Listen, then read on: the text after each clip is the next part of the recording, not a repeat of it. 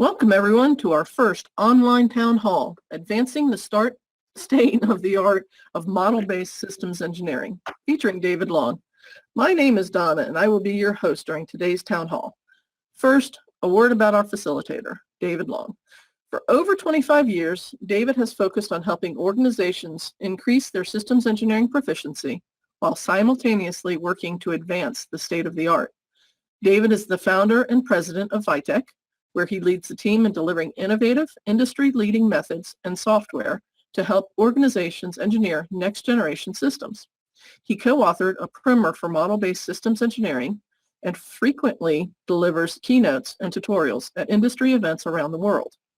An INCOSE Fellow and expert systems engineering professional, David was the 2014-2015 president of INCOSE. Before David gets started, I have just a few housekeeping items. David will start with a short introduction to the town hall, after which we will take your questions. You can either send us your questions as soon as you think of them through the question tab on the webinar control panel, or click on the raise hand icon and I will unmute you so you can ask your question live. David will answer as many questions as he can today, but if we do not get to your question, we will reach out to you after the town hall. The town hall is being recorded. If you experience connection problems during the live presentation, the recording will be made available within 1 business day. The recording will be published to Vitech's webinar archive located on our website. At the conclusion of this town hall, the survey will open on your screen. Please take a moment to give us feedback on today's presentation. Now I'm going to turn the session over to David. Welcome, and thank you for joining us. Very good. Thanks, Donna, and welcome to everyone. No formal comments here. I just hope everyone is doing well and staying safe. We're doing very well here in Blacksburg, Virginia. So, it's minor on the whole scale of things, but for us, this is event season. And one of the things I like about event season is the opportunity to connect formally and informally across the community. It's all the side conversations. It's meeting people from a Vitech perspective, from an INCOSE perspective. And oftentimes, people will know when I visit an organization, we will hold an informal dialogue on all things system. Anything is fair game. And selfishly, I miss that. So we thought we would give this virtual town hall a try. This is your event. So I'm not here with any agenda other than to have a conversation to the degree that we can have a conversation. I may occasionally draw from some slides. Those who've seen me do an informal talk, I have a library of slides. If I feel like one of those will help amplify a point, I will bring it up. Other than that, so that you don't have a disembodied voice, I do have the web camera on. My apologies, the web camera is on. But let's go ahead and start the dialogue, and we'll take it as far as we can, and then we'll continue via email, via phone, via personal session with you if you wish. So welcome, and let's get going. Thank you, David. We have a few questions that were submitted in advance to get us started. Thank you to all who sent their questions in ahead of time. I encourage you to go ahead and join the discussion now and submit your questions or raise your hand. Our first question is, as many companies take a look at MBSE, what would you characterize as its most significant benefit? So that's an interesting question, and I've had a dialogue with many people across industry. You can frame the benefit any way you want, and oftentimes the best way to frame it is aligned with your business value. Are you trying to reduce time to market? Are you trying to increase quality? Are you trying to increase agility and improve modularity in your design? All those are true. So the best answer is what's true for you. But if you look at what underpins all of those, it fundamentally has to do with increasing the collective team intelligence early in the design cycle. So if you think about it, it's about left shifting the common understanding of problem and solution, which then ultimately reduces defects. You get the design right early. How you then leverage that can be played directly into your business value. Okay. The next question is, should all size companies consider MBSC, or is it just for the giant aerospace companies? It's certainly something that is perceived for just the giant aerospace companies or large traditional systems engineering houses, but I would say that everyone should consider it. Now, for me, what makes an ideal project?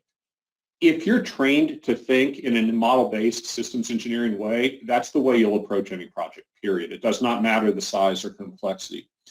If you're new to model-based, or if you have limited corporate resources, where should you spend them? If you've got a project that you've done before and you're making minor upgrades to it, could it benefit from MBSC? Yes, but it's probably not the major benefit. So if you've got a precedented system with minor upgrades and you don't have a lot of resources, keep doing that the traditional way. Invest your MBSC resources where you have fundamentally new requirements, unprecedented systems, new technologies, high risk, high consequence of failure. In each one of those cases, it's evident that early quality counts, and it counts a great deal. So that's where you'll get your biggest bang for the buck if you have limited MBSC resources. Thank you. Our next question is what is holding MBSE back from broad market adoption? It seems like only a small percentage of the companies have deployed MBSE. I had a conversation yesterday on this point, and afterwards, by the way, I'm going to ask you a question in exchange. I would say that the biggest problem with MBSE, actually let me say that there are two problems. The first is a problem with systems engineering itself. Systems engineering itself is both broad and vague. If you've ever had a conversation with a non-systems engineer and you try to give them the so-called elevator pitch on what is it and why should you do it, it's hard to characterize that. It certainly doesn't have the clarity, for example, as mechanical or electrical or one of the traditional engineerings. So systems engineering starts at a bit of a disadvantage. And then model-based, I regret to say it, was very, very poorly named. And did I have a chance to speak up long ago? Yes. So I take part of the blame. But if you consider what the definition of model is anything short of the real entity, anything that helps you from a communication or analysis sense. Well, if that's true, a diagram's a model, a Simulink set of code is a model, and a document is a model. So if everything is a model, everything is model-based, and therefore, what's this model-based thing? The terminology is so muddy, the underlying concept is challenging to begin with. I don't think we've done a good job of clearly stating this is what model-based is, this is the value it brings, and I'll go ahead and add on top, I think in many cases we've overcomplicated it. So what I failed to say at the intro is not only do you have the chance to ask me questions, I've got a few questions that if the time is right, I will go ahead and ask you. And I think this is the time for one of those.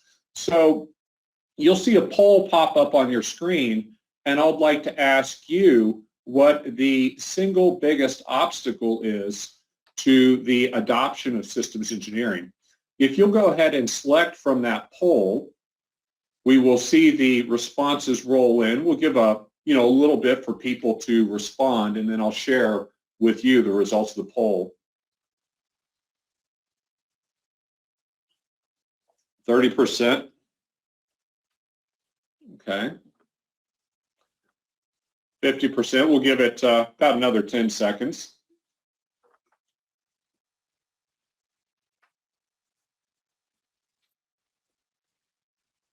All right. So interesting. So 43%, I hope I didn't bias you by saying confusion regarding what MBSE is, but 43% picked the same thing that I said. 28% resistance to change.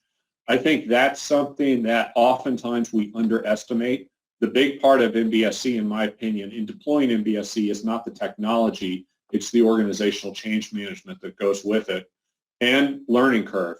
And I will agree with you, there's a learning curve if you don't understand if you don't understand SE, there's a learning curve. There's a learning curve on how you do a model-based. And then for many of the tools, there's a learning curve as well. So thank you for that. All right, Donna, back to you. Thank you. So our next question is, would you consider MBSE as part of the digital transformation? So I would not only consider MBSE to be part of the digital transformation, I think it's the foundation for digital engineering. So I think it's fair to say that I'm scoping my comments in the scope of engineering and the product lifecycle, the enterprise lifecycle. But if you are going to achieve the objectives of digital engineering, which is to connect from first statement of need or desire all the way through a fielded capability that is maintained, operated, and ultimately retired, that's the engineering lifecycle. That's supported by many different design, manufacturing, and logistics silos today. What needs to connect all those silos? Systems engineering. And if you're going to do digital engineering, it has to be model-based systems engineering. It has to be digital SE. Okay, we have a question that's come in from our participants. How do you explain MBSC not using the word model? Okay, so I will probably trip up because the moment you tell me not to use the word model, I likely will. But for me, MBSC is all about changing the way we represent knowledge. What we're trying to do is move to a higher fidelity representation of the required information to engineer a system. We need to be more explicit, consistent, coherent, and actionable. So MBSC is all about knowledge representation in a way that better enables us to do our job. And if I got lucky there, I didn't say model except for MBSC. Okay. So now Marvin has asked, what should the model-based part of MBSC address, in your opinion, regarding your introduction, that there is a lot of stuff that could be a model and thus model-based? So from a systems perspective, I generally classify that there are two quote-unquote models, or two classes of models. There are the classic analytic or computational models that come out of engineering. Computational fluid flow, electromagnetic interference. Think of all those models that are the foundation of engineering practice. We'll call those analytic models. They are essential to bringing rigor. So that's a class of models. We can't forget them. When we talk about model-based SE, oftentimes we're really focused in on the architectural models, the descriptive statement of how do we get from need through behavior, function, logical architecture, and test. I don't think a diagram is a sufficient representation of that as the authoritative source of truth. I think effectively what you're talking about is an information model that connects the critical concepts in systems engineering, things like requirements, functions, components, risks, verification requirements, concerns, programmatics. So it's an information model that connects those concepts, and it has strong semantic meaning in how those things are connected. So it's not just that requirements are connected to functions, but what does that connection mean?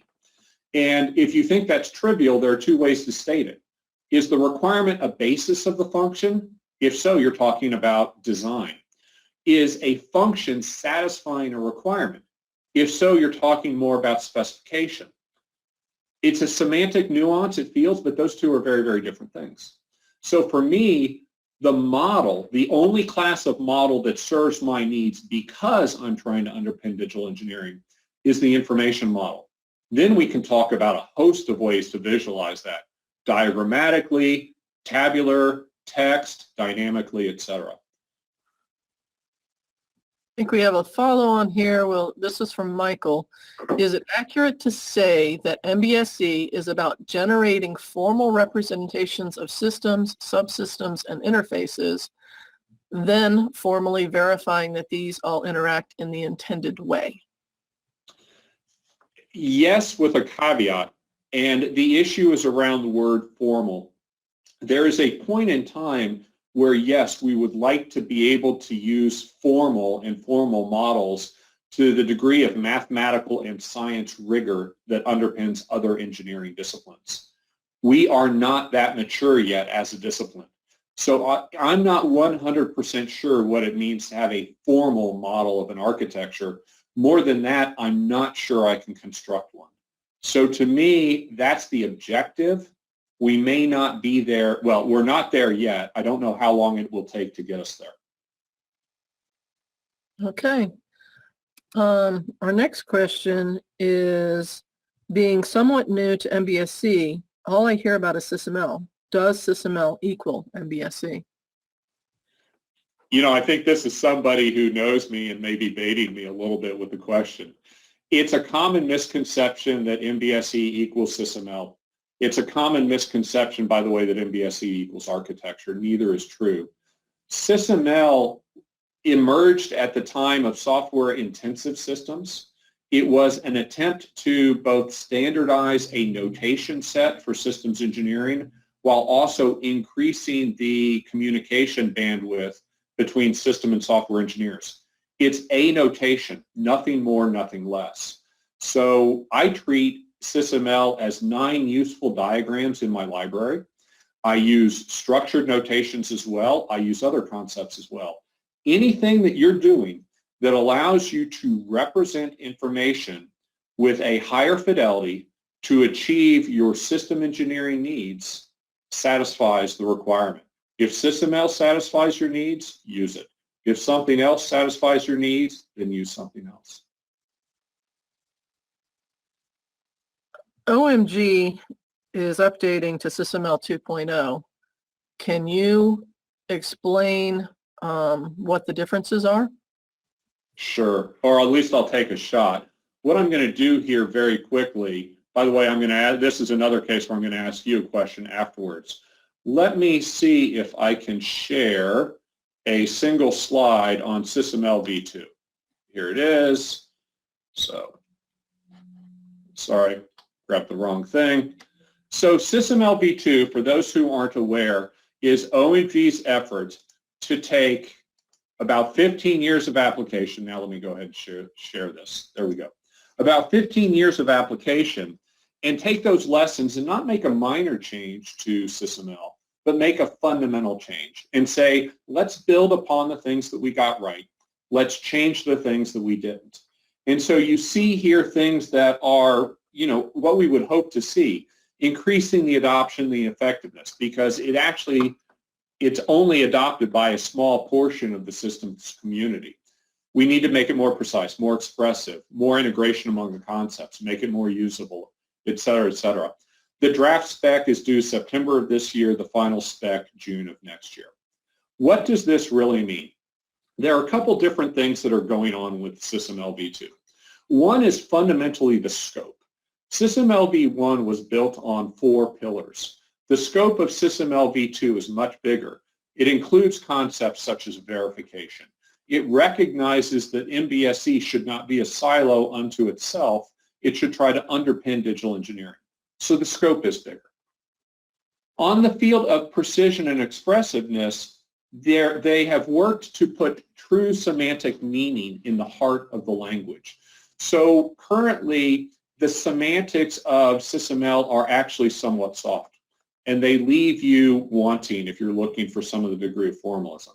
That is absolutely being changed. So at the core of SysML, there is a fundamental ontology there. So the third aspect, and to be honest with you, this is the aspect that I feel requires more attention. By the way, Vitech is a member of this team. We're trying to move this forward where we can. The third aspect is usability. And my assessment right now is if you use SysML v1x, 1.5, 1.6, then you're going to need to make a little bit of a change, a step change to v2, but you're going to be very comfortable because it comes from the same mental model.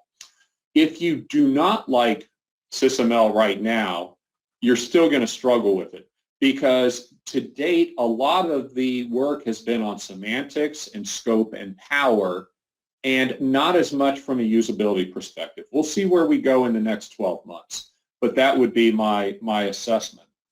Now, let me ask you a question here. I'm going to ask what your organization plans are regarding v2. So the poll is out there. You know, is it not on your roadmap at all? Are you going to adopt it slowly, rapidly, or really you just don't know yet?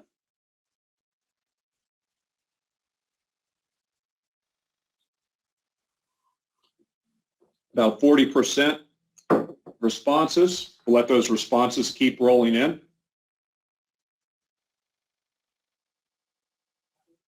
By the way, while they continue to roll in, I greatly appreciate the questions. As I said, this is your event, so hopefully there's value here. All right, we'll give it another 5 seconds, and then I'll close.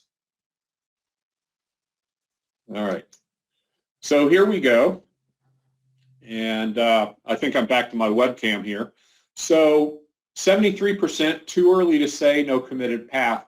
I think that's a very rational position. You can learn a lot about V2. Some of the draft work has been published by the team, and so you can get insight into it, but it's hard to commit until the defined spec is out. 15% not on your MBSE roadmap at all. As I said, SysML does not equal MBSE. 7% rapid, 5% slow migration. I will say this, there is a discontinuity between SysML v1 and SysML v2 because SysML v1 does not have the semantic rigor required for v2. So those planning to do a rapid migration, make sure that you study the migration path carefully. I'm not telling you not to do a rapid migration. I'm just telling you there is a discontinuity because the current path says that you've got to migrate from v1.6 to v1.7, which is not a seamless migration, and then v7 to v2, which is not a seamless migration. Your SysML concepts will not migrate straight up. We'll see what happens in the next 12 months to smooth that.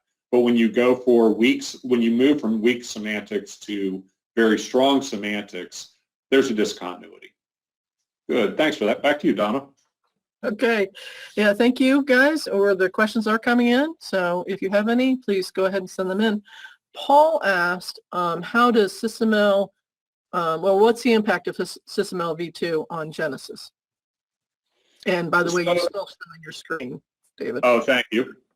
Let us stop showing screen, and hopefully, am I now showing my webcam again so you don't have a disembodied head? Okay. So, Paul, as I noted, Vitech is a member of the OMG, and we are part of what's called the SST, which is the team that's defining SysML v2.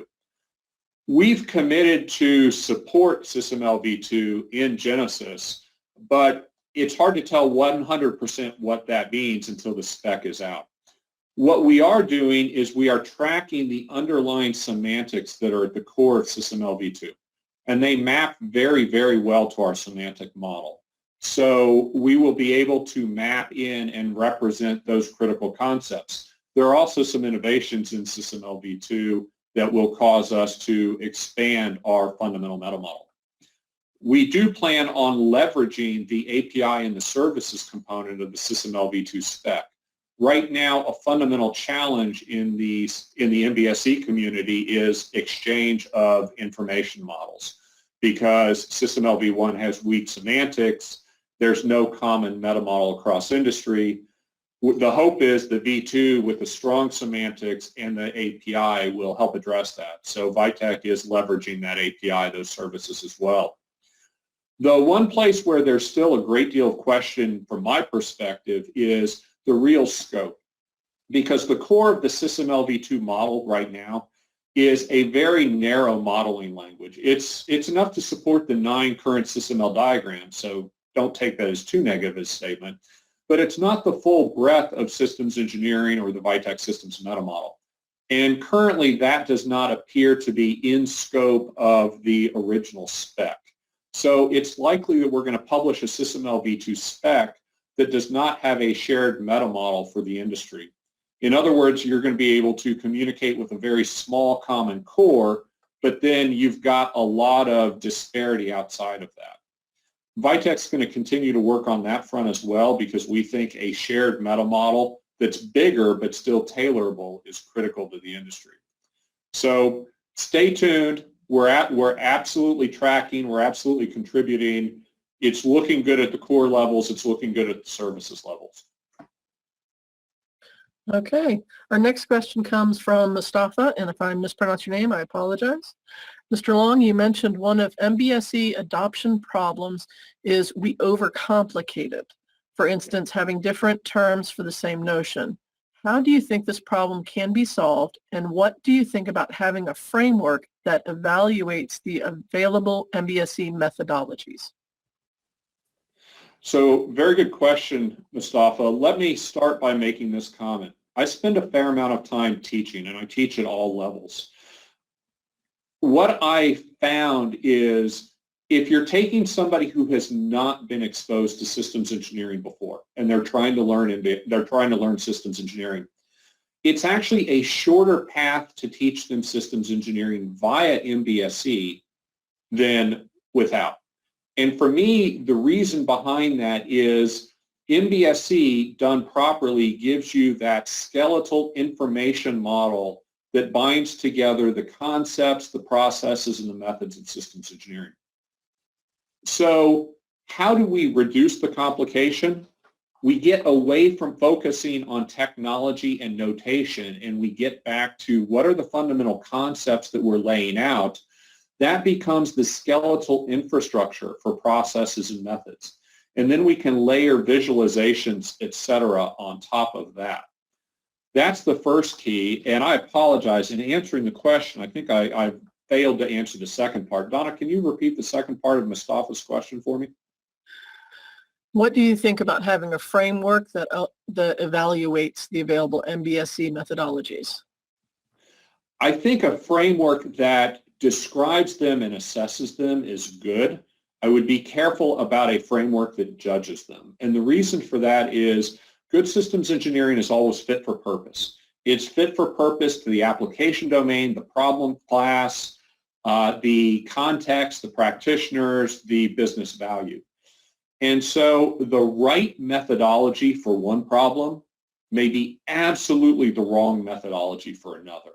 So I think cataloging them, I think describing them, I think being clear about them, very, very good. I think assessing them begins to reflect more upon the assessment framework than the value of the methodology, and it becomes a little bit dangerous, at least at this point of SE maturity.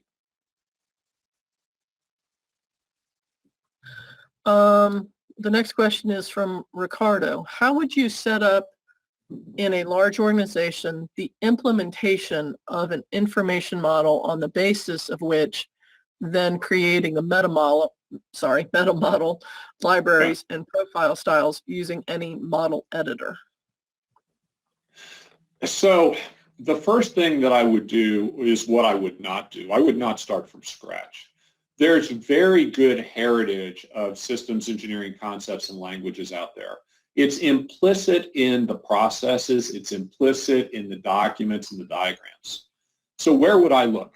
Well, certainly Vitech is out there in the public domain because we built on work from the U.S. Army and TRW. I would look at Bill Schindell's work, the S-STAR work. I would draw from AP 233, which as an industry, we got right to standards publication and then failed to use. And so I would draw from those rather than starting from fresh sheet of paper. And I would craft a core information model that satisfied about 85% of what my organization needed. And I would be very careful about extending on top of that. It does need to be extended based on problem domain. What you're doing in the physics and the concerns of an insulin pump are different than a fighter jet. But the reality is our organizations typically solve one class of problems. So I would look for as much commonality within my organization as I could to increase really commonality of practice, not just exchange of information, but commonality of practice, which helps the practitioners. So to me, start with some of the good material out there, refine it, and the other thing is get going. The best time to have done this was yesterday. The next best time is today. Don't wait for perfect. It won't come. That's very true. So what is the difference? This is from Ibrahim. What are the differences between system and industrial engineering? Kind of throw you a curveball. That is a curveball, Ibrahim. Thanks. And we said everything's open floor. It's fair game. It's hard for me to answer that because the two often live within the same department. and many of the concepts overlap. So any answer that I give is ultimately going to be unfair to somebody, so I apologize right up front. For me, the critical concept of systems engineering is that systems perspective or that mindset, where what we're doing is we're looking for the interrelationships, we're dealing fundamentally with transdisciplinary problems, and we're looking at how we bring the transdisciplinary team together to properly understand problem and solution to frame the top-level architecture. That, to me, in an elevator pitch, a poor elevator pitch, is what systems engineering is all about. Industrial has its heritage in industrial processes. So it's not always transdisciplinary, at least not at the same scale. It's often working with the processes of the organization and how they come together. Now, as I said, any definition I give of industrial is unfair. So many departments, at least within the U.S. currently, are moving to industrial and systems engineering. The key is, are they talking about manufacturing systems? That's industrial.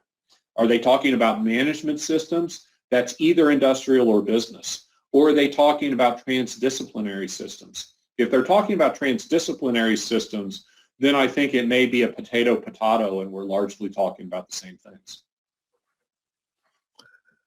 Okay.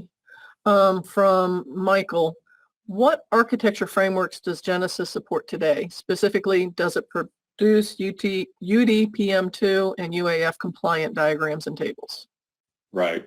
So specifically implemented in GENESYS today is DODAF. Could you produce UPDM out of there? Absolutely, because the data is there and the diagrams are there and the tabular definitions. We have not yet implemented UAF. To be honest with you, our clients have not really asked for it. And so without that strong demand, we're not going to do it. All of the diagram, the tabular, the information content is fundamentally there. It would be a matter of developing the scripts of the reports that organize it in a UAF compliant output. Okay. A question from Dave. How will MBSE help make cost, or even more importantly, value decisions? We will need to move beyond our current technical focus for full adoption by an organization. Okay. So it's a good question, Dave. And I see two classes of errors when it comes to systems engineers and analytics. I see systems engineers who get too deep, and I see systems engineers who don't do enough. And my answer to your question centers around the second people, those who don't do enough. We should teach that on day one of the program, not only are you dealing with the architectural concerns, but you need to deal with the key equations that govern system performance and system value. Right now, we don't tend to write the equations that govern system value, so that very early in the program, we can be doing the value trade-off between technical performance and cost. An example I've cited recently is, let's assume that you're responsible for designing a UAV system. You've got a specific mass budget on that UAV because you're trying to achieve a certain loiter time, a certain range. Okay, you've done the design. You partition down to the battery subsystem, and let's say you give them a 10 kilogram mass budget. And you've got the full rationale, that's fine.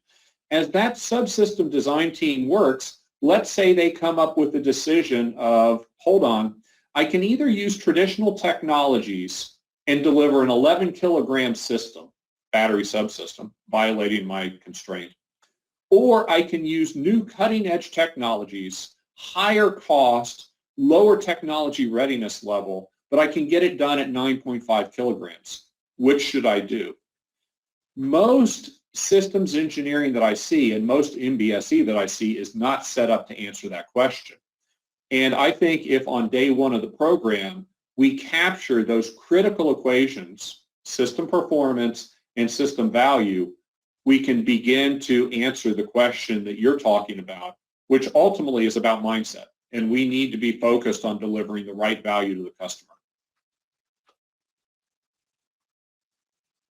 Okay.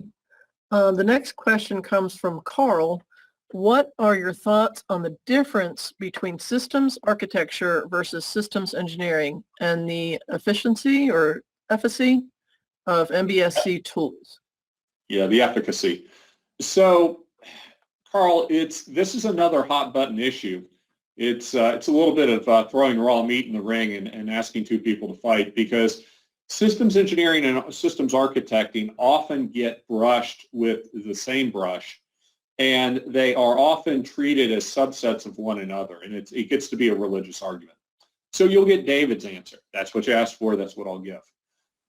I view systems architecting as the bigger concept. By the way, the two are more alike than they're different, but the scope of systems architecting is a little bigger, and it explicitly addresses the problem space to ensure that we are looking and making sure that we properly characterize the problem and do more exploration before we get to the characterization of system requirements.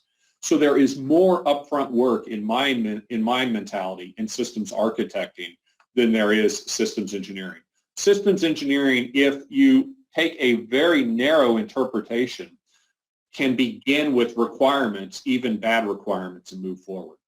I don't subscribe to that, but if somebody wants to differentiate between architecting and engineering, that's how I do it. Now, in terms of the efficacy of systems of MBSE in both those states, it turns out that both of those spaces are working with common concepts. It's how do you move from some expression of need through some expression of how you want to solve the problem to an expression of what will solve the problem. In the system space, it's called requirements, behavior, and architecture. In the architecting or problem space, it can often be framed as capability, operational architecture, operational node. Language doesn't matter, but that pattern reoccurs. MBSE helps us represent that knowledge with greater clarity, and it helps us put a tool set around that that allows us to engineer with rigor. In each case, the fundamental value that we're going to get out is what I said earlier. I think it's fundamentally about the quality because we're left shifting collective intelligence of the team. It's more about the quality to make sure that in architecting we're solving the right problem, in engineering that we're solving the problem right. It's more about quality ultimately than it will be about cost and everything else. Quality in the systems engineering phase leads to accelerated time to market and reduce life cycle cost in the engineering phase. That's what we're after. Carl did respond and said, excellent, thank you. Thanks, Carl. Glad I hit the mark. So our next question is from Suja. Are you aware of studies readily available highlighting measured benefits of moving over to an MBSE approach within an organization? Okay. Good question, Suja, and I hope all is well where you are. It's an easy name to guess. So the answer, unfortunately, is no. And it's honestly not all that surprising. It's a very common question.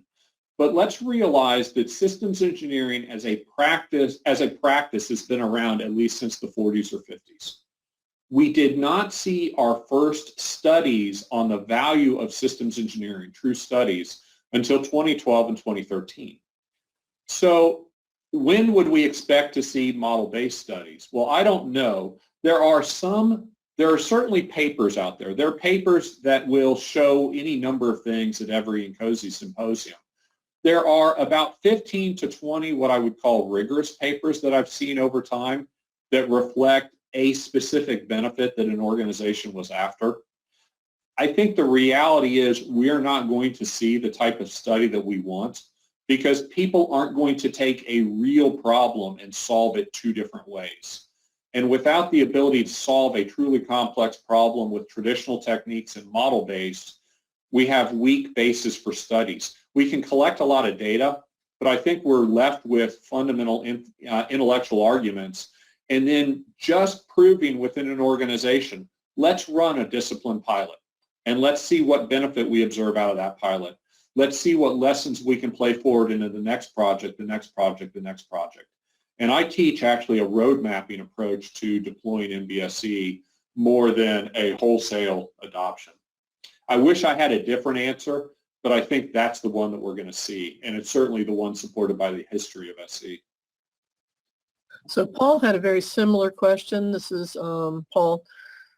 I've been looking into measures for MBSC. I find very little guidance on what to measure or what measures to collect about the MBSC effort. Do you have any guidance on what should be collected and reviewed? So the answer, Paul, unfortunately, again, is no. What I would say is the measures should always go back to the business value. What are you really trying to achieve? Because we need to be tuning MBSC and more specifically SE to achieve that.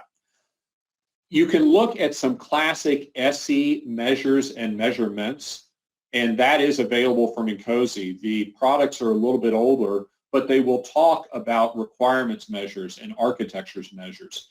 I would recommend starting there and putting a model-based spin on it, as opposed to anywhere else. That's the best answer I have. It's not a very good one.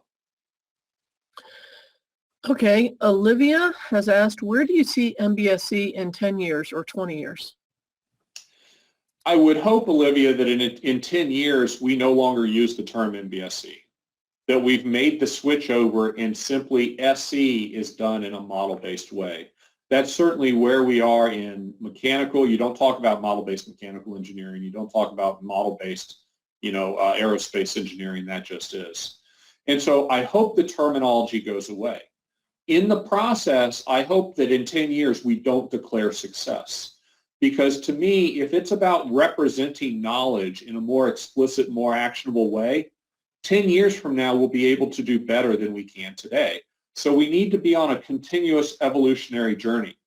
The one thing that I hope is absolutely true 10 years from now is that we get MBSE off the island.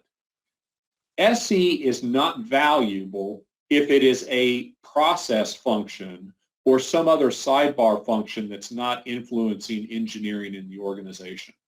MBSE is not a high value function if it's disconnected from the engineering lifecycle.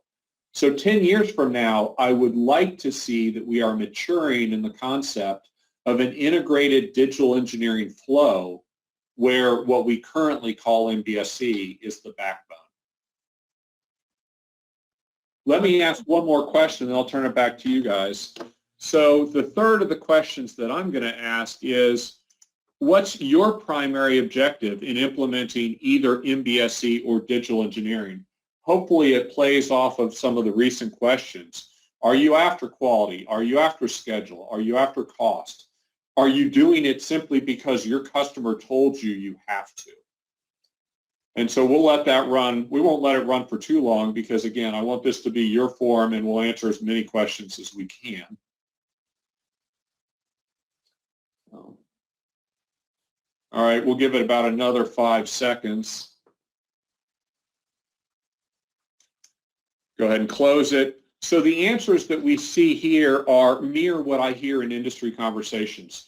62% say it's about quality. And again, that doesn't surprise me because front-end quality actually is what leads to reduced schedule, reduced cost over life. 15% said other. I would love to continue that dialogue to know what the other factors are. There are others. 11% said they were trying to shorten systems engineering cycle. And then 6% cost reduction, 6% compliance. They were told to do it. And one other said dealing with complexity. Good answer. Traditional systems engineering techniques or traditional data representations simply can't keep pace with the modern complexity. Dave, thanks for explaining that other, and that's a very good answer. All right, Donna, back to you. Okay. We had a question that came in when we were talking about the SysML 2.0 effort.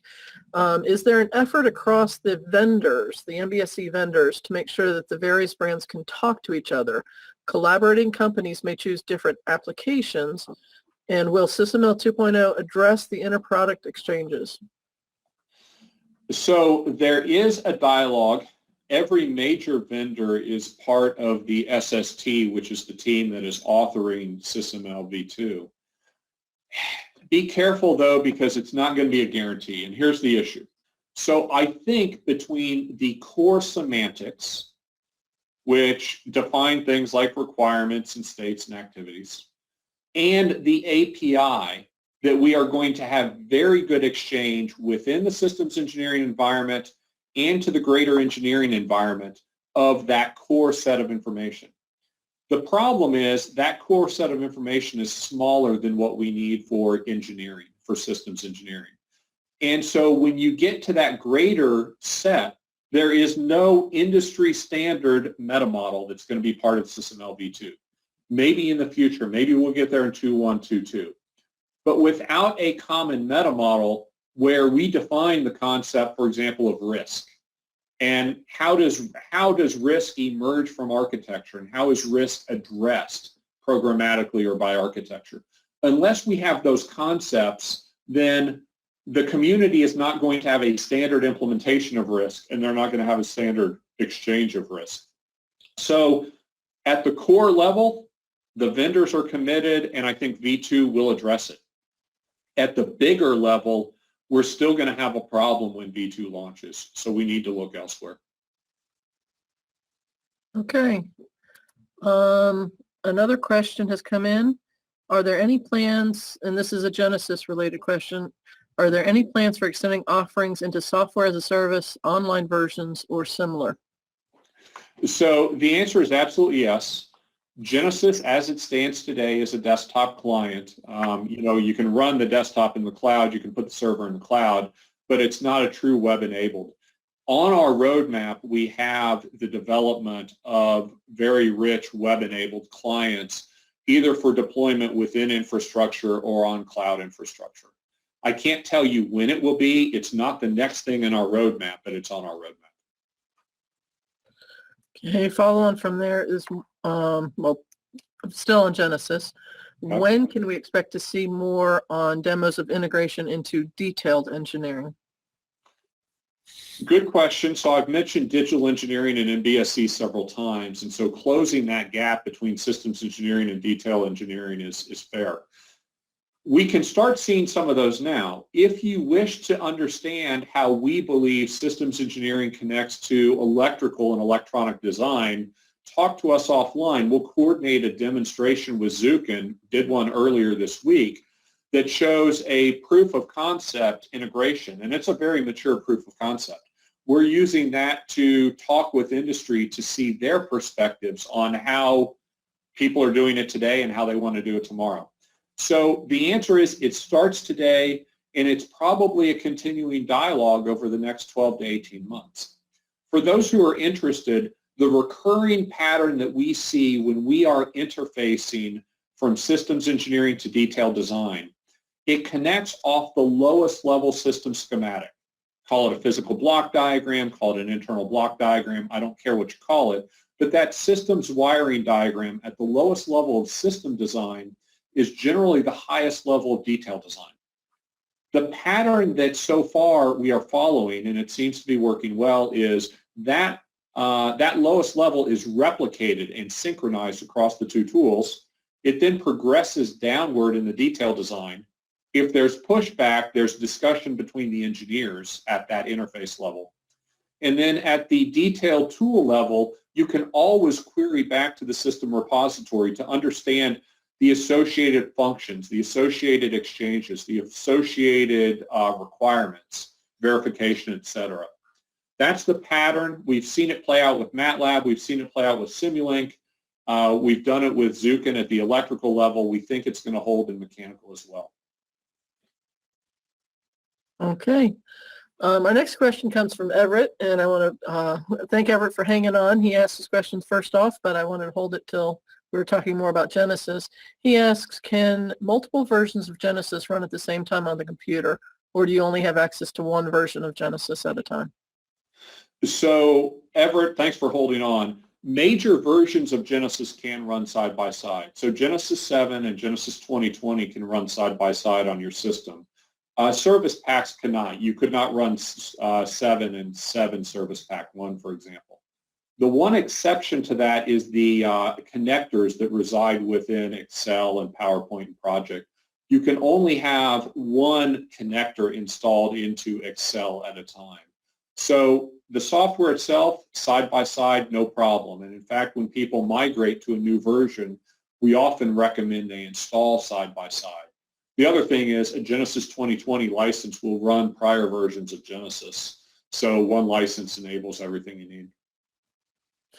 His other question was, will Genesis 2020 use the same file format as Genesis 6?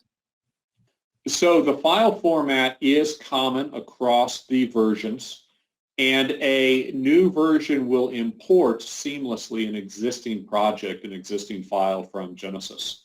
The thing that generally changes across is we will make small changes in the data table as we add more capability to the tool.